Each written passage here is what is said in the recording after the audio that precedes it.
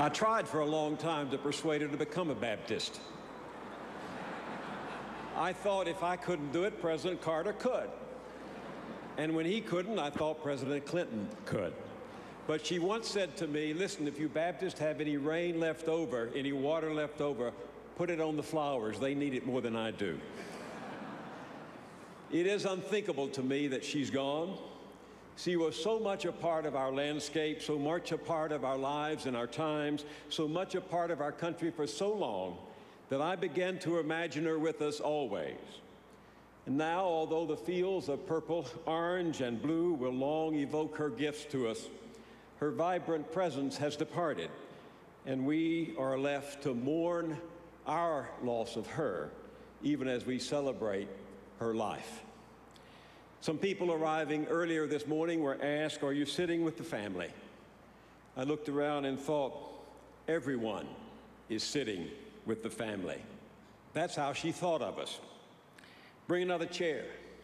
Bring another dozen chairs. He'd call home and say, Bird, I'm bringing the Senate to dinner tonight. It was the first infinitely expanding table I'd ever seen in my life. When I arrived in Washington in 1954 to work in LBJ's mailroom between my sophomore and junior years, I didn't know a single person in town, not even the Johnsons, whom I only met that first week. She soon recognized that the weekends were especially lonesome for me, and she called me one day to ask me over for Sunday brunch. I had never even heard of Sunday brunch in Marshall, Texas, much less been to one. For all I knew, it was an Episcopalian sacrament. When I arrived at 30th Place, the family was there, the little girls, Lady Bird and himself, but so were Richard Russell, Sam Rayburn, and J. Edgar Hoover, not one of whom looked like my image of an Episcopalian priest. They were all sitting around the room in that very smallish dining room, reading the newspaper, except for LBJ, who was on the phone. If this is their idea of a sacrament, I thought, I'll just stay a Baptist. But Mrs. Johnson knew something about the bachelors she had invited there, including the kid fresh up from her native East Texas. On a Sunday morning, they needed family, and she had offered us communion at her table. It was, in a way, a sacrament. It was also very good politics. She told me something that summer that would make a difference in my life. She was shy, and in the presence of powerful men, she usually held her counsel. Sensing that I was shy too, and aware I had no experience to enforce my opinions, she said, don't worry. If you're unsure of what to say, just ask questions. And I promise you that when they leave, they will think you were the smartest one in the room just for listening to them. Word will get around, she said. She knew the ways of the world and how they could be made to work for you, even when you didn't fully understand what was really going on. She told me once, years later, that she didn't even understand everything about the man she married. Nor did she want to, she said, as long as he needed her. He needed her. You know the famous incident. Once trying to locate her in a crowded room, he growled aloud, "Where's Lady Bird?" And she replied, "Right behind you, darling, where I've always been." Whosoever loves believes the impossible, Elizabeth Browning wrote. Lady Bird truly loved the man she often found impossible. I'm no more bewildered by Lyndon than he is bewildered by himself, she once told me. But then she added, that makes two of us in the family. Like everyone he loved, she often found herself in the path of his Vesuvius eruptions. During the campaign of 1960, I slept in the bed in their basement when we returned from the road for sessions of the Senate.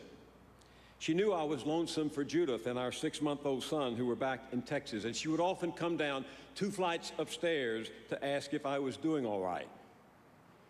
One night, The senator and I got home even later, and he brought with him some unresolved dispute from the Senate cloakroom.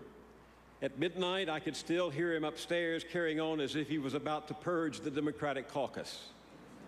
Pretty soon, I heard her footsteps on the stair, and I called out, "Mrs. Johnson, you don't need to come down here. I'm all right." And she called back, "Well, I was just coming down to tell you I'm all right, too." She seemed to grow calmer as the world around her became more furious. Thunderbolts struck so often in her life that I had to wonder why the gods on Olympus kept testing her. She lost her mother in an accident when she was 5. She was 2 cars behind JFK in Dallas. She was in the White House when Martin Luther King was shot and Washington burned. She grieved for the family of Robert Kennedy and for the lives lost in Vietnam. Early in the White House, a well-meaning editor came up from Texas and said, "You poor thing, having to follow Jackie Kennedy." Mrs. Johnson's mouth dropped open, and she said, "Oh, no, don't pity me. Grieve for Mrs. Kennedy. She lost her husband. I still have my Lyndon." She aimed for the consolation and comfort of others. It was not only her talent in negotiating the Civil War that waged in his nature. It was not just the way she remained unconscripted by the factions into which family, friends, and advisors inevitably divide around a powerful figure. She kept open all the roads to reconciliation. Like her beloved flowers in the field, she was a woman of many hues. A strong manager, a canny investor, a shrewd judge of people, friend and foe, and she never confused the two. Deliberate in coming to judgment, she was sure in conclusion. But let me speak especially and exclusively and briefly of the one quality that most captured my admiration and affection: her courage. It is the fall of 1960. We're in Dallas, where neither Kennedy nor Johnson are local heroes. We start across the street from the Adolphus to the Baker Hotel. The reactionary congressman from Dallas has organized a demonstration of women, pretty women, in costumes of red, white, and blue, waving little American flags above their cowboy hats. At first, I take them to be cheerleaders, having a good time. But suddenly, they're a snarling, angry mob, salivating, spitting. And a roar, a primal, terrifying roar, swells around us. My first experience with collective hate roused to a fever pitch. I'm right behind the Johnsons. She's taken his arm, and as she turns left and right, nodding to the mob, I can see that she is smiling. And I see in the eyes of some of those women a confusion. What I take to be the realization among them that this is them at their most uncivil, confronting a woman who is the triumph of civility. So help me, her very demeanor creates a small zone of grace in the midst of that tumultuous throng.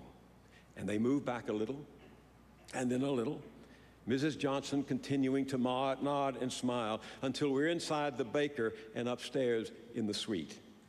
Now, LBJ is